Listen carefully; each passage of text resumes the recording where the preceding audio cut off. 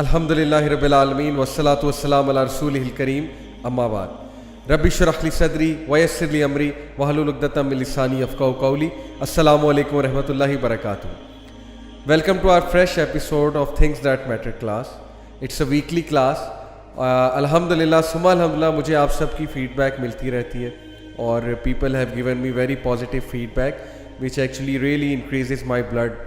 मुझे बहुत खुशी होती है ये सोच के और ये जान के कि ये क्लास आपको बहुत ज़्यादा हेल्प आउट कर रही है।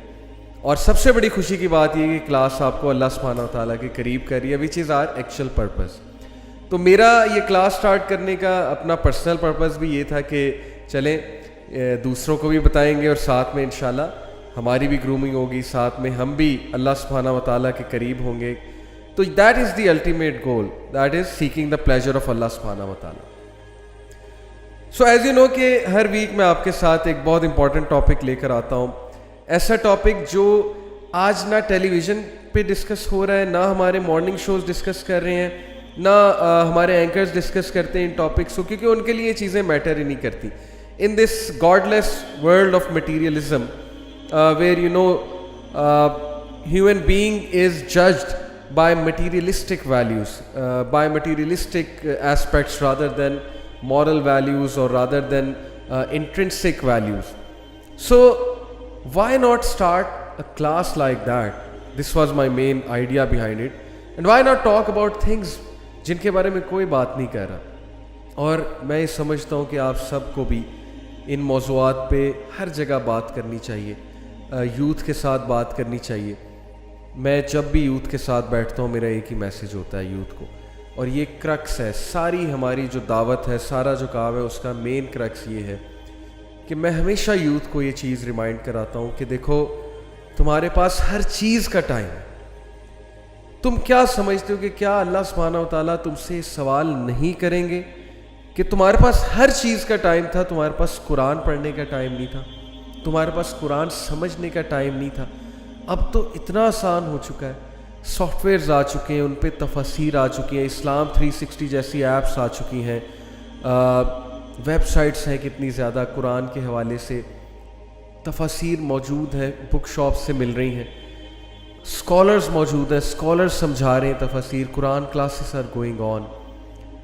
क्या लगता है हमें हम बहुत सुपर स्मार्ट बनते हैं, पॉश शार्प बनते हैं, इंटर्नशिप कर ली, मेडल्स अचीव कर लिए, सर्टिफिकेट्स अचीव कर लिए, हमारे पेरेंट्स, हमारे सिबलिंग्स हम पे फ़ख्र करते हैं जी कि मेरा भाई या मेरी बहन या मेरा बेटा या मेरी बेटी या हमारे ख़ानदान का बच्चा स्कॉलरशिप ले आया है, हमारे ख़ानदान का बच्चा या बच्ची जो है वो बहुत सक्सेसफुल होगी, PhD की स्कॉलरशिप आ गई या बाहर की किसी यूनिवर्सिटी की स्कॉलरशिप आ गई है और एक ऑर्गेनाइजेशन में काम किया है, वहाँ बेस्ट परफॉर्मेंस का अवार्ड लिया and things like that.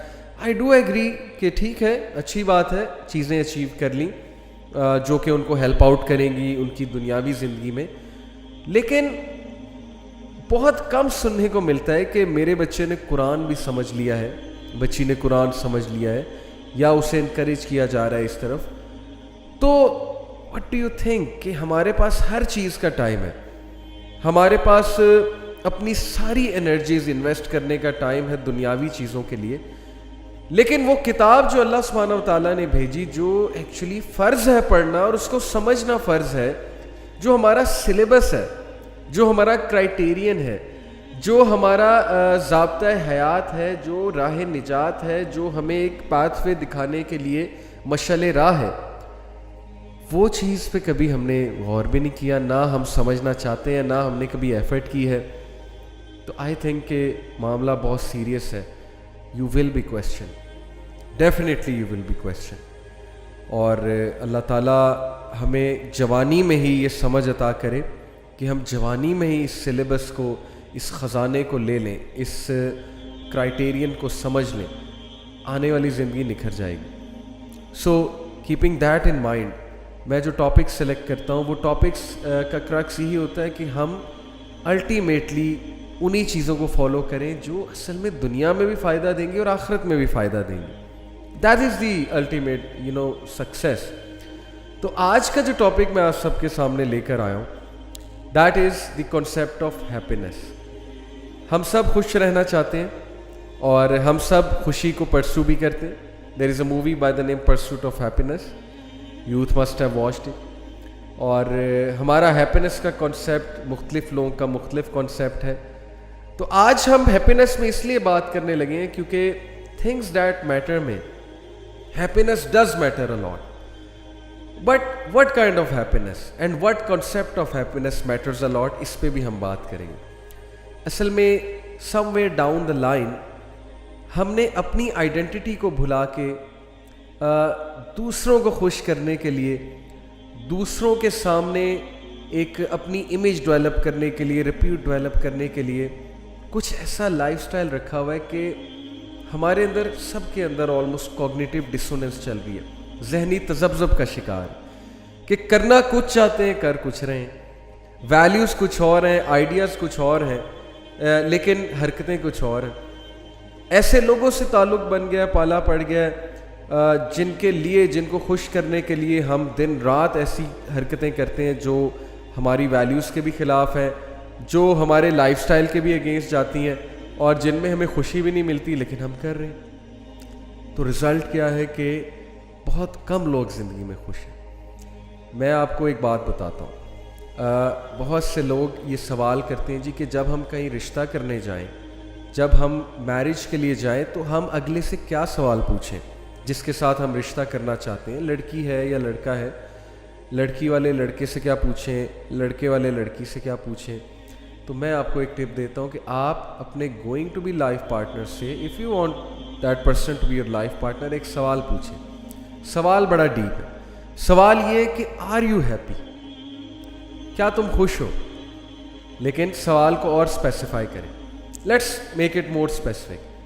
Are you happy with yourself, क्या तुम अपने आप से खुश हो. अब ये सवाल इतना इंपॉर्टेंट है, इतना इंपॉर्टेंट है. पहली तो बात, आप जब इस सवाल को सुनेंगे आप कहेंगे कि यार इसमें क्या है, हर बंदा अपने आप से खुश होता है. लेकिन थोड़ा सा जब हम रिफ्लेक्ट करेंगे तो आपको समझ आ जाएगा इस सवाल की डेप्थ क्या है. असल में कॉन्सेप्ट ये है कि जो इंसान अपने आप से खुश नहीं है, जिस इंसान की लड़ाई अपने आप से चल रही है, इनर बैटल्स चल रही हैं, स्ट्रगल्स चल रही हैं, तो वो दूसरे को भी कभी खुश नहीं रख सकता, ना दूसरा उसके साथ कभी खुश रह सकता है. हम कभी भी रिश्ता करने से पहले अगले की मेंटल हेल्थ के बारे में डिस्कस नहीं करते हैं, ना पता कराने की कोशिश करते हैं, क्योंकि हमें वो पैरामीटर्स ही नहीं पता कि कैसे पता कराया जाए. All we see is job, finance. लड़की का तो रंग देखा जाता है, उसकी खूबसूरती देखी जाती है, कद देखा जाता है, लड़के की हाइट देखी जाती है, या लड़के की जॉब देखी जाती है, कैरियर देखा जाता है. लेकिन वो रिफ्लेक्टिव क्वेश्चंस नहीं किए जाते जिनसे अगले की पर्सनैलिटी का पता लगता है. अब ये कितना रिफ्लेक्टिव क्वेश्चन है कि are you happy with yourself, क्या तुम अपने आप से खुश हो. अगर तो हो तो फिर तुम दूसरों को भी खुश रख सकते हो. लेकिन अगर तुम्हारे अपने अंदर ही जंग चल रही है, अगर तुम खुद स्ट्रगल कर रहे हो, then the other person is definitely going to become collateral damage. तुम अगले को भी डैमेज करोगे. So these are very important and basic questions which we should be asking to ourselves and to others as well. शायद somewhere down the line हमने खुश रहना ही छोड़ दिया, और खुश रहना ही छोड़ देने की वजह वही है कि फॉल्स पैरामीटर्स के पीछे भागना, दूसरों को खुश करने की कोशिश करना. तो खुशी है क्या, और खुशी कैसे पाई जाए, खुशी को चेज़ कैसे किया जाए. क्या ये एक मेंटल स्टेट का नाम है, क्या ये एक कैफियत का नाम है, क्या it is something materialistic, is it something which can be achieved as in के, क्या ये कोई ऐसी चीज़ है जो कि मैटर टाइप चीज़ है, या ये एक इंट्रिंसिक चीज़ है, एक इंट्रिंसिक वैल्यू है, ऐसी वैल्यू जो इंसान फील करता है. तो मैं इंशाल्लाह आज हैप्पीनेस को बहुत ही एक डिफरेंट एंगल से आप सबके साथ डिस्कस करूँगा. Because all of us need to be happy. Unless and until we are not happy with ourselves, with what's going on around us, तो फिर ना इबादत का मज़ा आएगा, ना जो है वो ज़िंदगी गुजारने का मज़ा आएगा, ना जो है वो ज़िंदगी की जिम्मेदारियाँ निभाने का मज़ा आएगा. So yes, this is something which matters a lot. So let's discuss happiness from a psychological point of view. Psychologists have actually a lot of difference opinion with regards to the definition of happiness. कोई complete definition नहीं है psychology में, but कुछ schools of thoughts हैं, वो मैं आपसे discuss करता हूँ। Let's move on to the slide. So सबसे पहली बात है कि साइंटिफिकली हैप्पीनेस को जिस तरह से डिफाइन किया जाता है, जिस नाम से डिफाइन किया जाता है, that is subjective well being. और वेल बीइंग पे बहुत सी किताबें भी लिखी हुई हैं। Now what is well being? Well being क्या होता है? Well being is that state कि आप मेंटली, फिजिकली, साइकोलॉजिकली, इमोशनली, और अगर हम मुसलमानियत की बात करें तो स्पिरिचुअली, आप हर एंगल से, हर एस्पेक्ट से आप ये समझते हो कि मेरी वेल बीइंग हो रही है। मैं अच्छी खुराक खा रहा हूँ, मेरी फिजिकल वेल बीइंग हो रही है। I am taking good sleep, वो भी फिजिकल वेल बीइंग हो रही है। I am completing my task, I am completing whatever goals I wanted to achieve, तो इसका मतलब मेरी इमोशनल वेल बीइंग भी हो रही है, मेरी साइकोलॉजिकल वेल बीइंग भी हो रही है। And then I am fulfilling all the फराइज। मैं नमाज़ें पढ़ रहा हूँ, मैं दीन को समझने की कोशिश कर रहा हूँ या कर रही हूँ, और मैं वो जिम्मेदारियाँ जो मेरे ऊपर हैं as a son, as a daughter, as a sibling, या एज अ पेरेंट, या एज अ हस्बैंड और एज अ वाइफ, तो मैं उसको निभाने की कोशिश भी कर रहा हूँ या कोशिश कर रही हूँ, तो डेफिनेटली उसमें स्पिरिचुअल वेल बीइंग भी है। सो साइकोलॉजी जो है वो हैप्पीनेस को एक सब्जेक्टिव वेल बीइंग का वर्ड देती है। It is actually the well being. Moving on, एक और स्कूल ऑफ थॉट है साइकोलॉजी में जो एक्चुअली हेडोनिज्म का कायल है। Hedonism is a Greek school of thought, which is the school of thought that says that happiness is seeking pleasure and avoiding suffering. मैं आपको यहाँ पर बताता हूँ कि hedonic enjoyment जो है वो क्या है। Hedonic enjoyment is a state whereby an individual feels relaxed, has a sense of distance from their problems and can be said to feel happy.